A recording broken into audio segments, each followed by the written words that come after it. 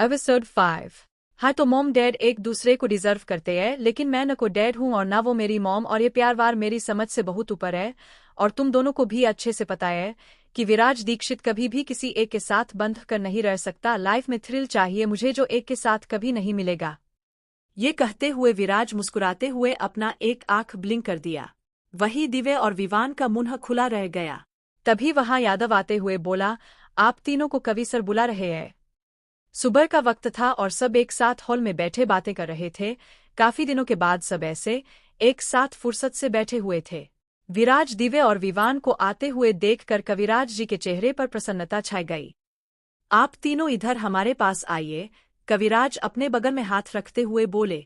तीनों उनके अगल बगल में आकर बैठ गया। विवान उत्साहित होते हुए बोला, दादू कल रात आपने सरप्राइज की बात की थी, अब तो हम लोग सब साथ बैठे हैं, बताइए वो क्या है। विवान की बात सुनकर सबका ध्यान कविराज जी की तरफ मुड़ गया। कविराज जी मुस्कुराते हुए बोले, हमें अच्छे से याद है।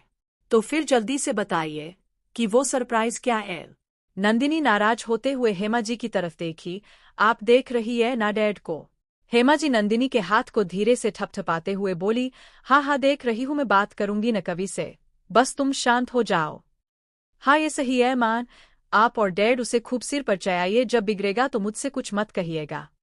तुम्हें भी तो हम लोग सिर पर चढ़ाए हैं, लेकिन तुम तो नहीं बिगड़ी, फिर वो कैसे बिगड़ेगा बताओ। हेमा जी अपनी बौन्हे को उठाते हुए पूछी। आप भी ना मान, नंदिनी मुस्कुरा पड़ी। ये रहा आप सबका सरप्राइज।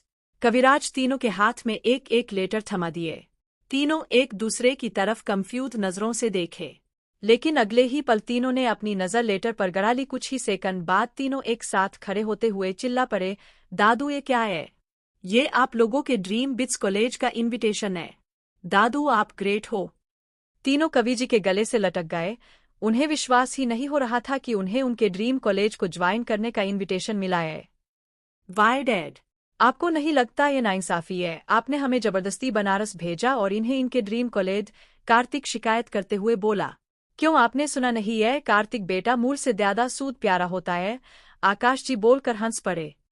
कविराज जी मुस्कुराते हुए बोले, कार्तिक आप ही तो चाहते थे कि हमें जमाने के साथ चलना चाहिए, तो लीजिए हम हो लिए जमाने के साथ। ये सही है डैड।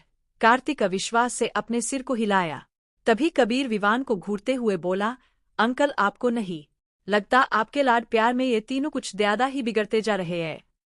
डैड कैसी बातें कर रहे हैं? कहीं आपको हमसे जलन तो नहीं हो रही है ना? विवान अपनी आंखें छोटी करते हुए बोला। रुक जा नलायक, अभी तुझसे मुझे जलन होगी। कबीर अपने पैर का एक स्लीपर विवान की तरफ उछाल दिया। आप बूढ़े हो गए हो डैड, आपसे न होगा। विवान अपने पूरे दांत निकालते हुए स्लीपर को कैच कर लिया। क्या मैं बुआ हो गया हूँ? रुक जा अभी। ये कहते हुए कबीर विवान को पकड़ने के लिए उसकी तरफ बढ़ा। वो जल्दी से कवि जी के पीछे छुपते हुए बोला, दादू आप देख रहे हैं ना, ये बूढ़े हो गए हैं फिर भी मानने को तैयार नहीं है। अब इनसे बोलो कि आराम से बैठ जाए, वरना एक दो हड्डी घिसक गई तो फिर कांड हो जाएगा। मिष्ठी विवान को कान से पकड़ते हुए कवि जी के पीछे से निकालकर आगे करते हुए बोली, शर्म नहीं आती डैड को ऐसा कहते हुए? विवान आंखें बड़ी करते हुए बोला, मम्मा आप ही तो हर बात पर डैड से बोलती है, आपसे नहीं होगा, अब आप बूढ़े हो गए हो। विवान की बात सुनकर जहां मिष्ठी और कबीर झेप गए, वही पूरा हॉल ठहाके से गूंज उठा। 1 घंटे बाद नंदिनी का कमरा। मॉम प्लीज मेरी तरफ देखिए, आपको पता है ना आप नाराज होती है तो मुझे बिल्कुल अच्छा नहीं लगता। विराज नंदिनी को मनाते हुए बोला। नंदिनी अपनी लंबी चोटी को पीछे करते हुए बिस्तर से कपड़े उठाकर वार्डरोब में रखते हुए बोली, सब झूठ। सच कह रहा हूँ मॉम, आपकी कसम। विराज रुआसा होते हुए बोला।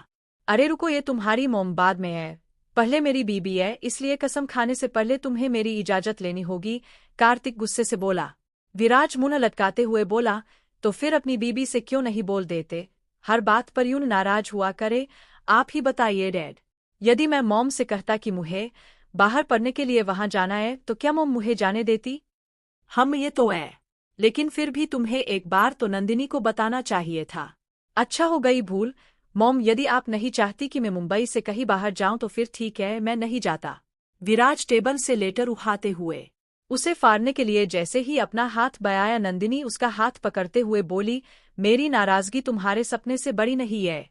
भले मैं कुछ देर के लिए इस बात से नाराज थी कि तुमने बिना बताए हमसे दूर जाने का फैसला ले लिया, लेकिन अपने प्यार को कभी भी तुम्हारे सपनों का दुश्मन नहीं बनने दूंगी। यदि तुम्हारी खुशी वहां जाकर पड़ने में है तो हम भी तुम्हारे खुशी में खुश हो लेंगे। नंदिनी विराज के चेहरे को अपने हथेली में भरते हुए उसके माथे को चूम ली। I am going to miss you mom. Viraj का गला रूंध गया, वो नंदिनी के गले से लग गया। कार्तिक अपनी आंखें छोटा करते हुए बोला, क्या माँ बेटा ये भूल गए कि मैं भी यही हूँ?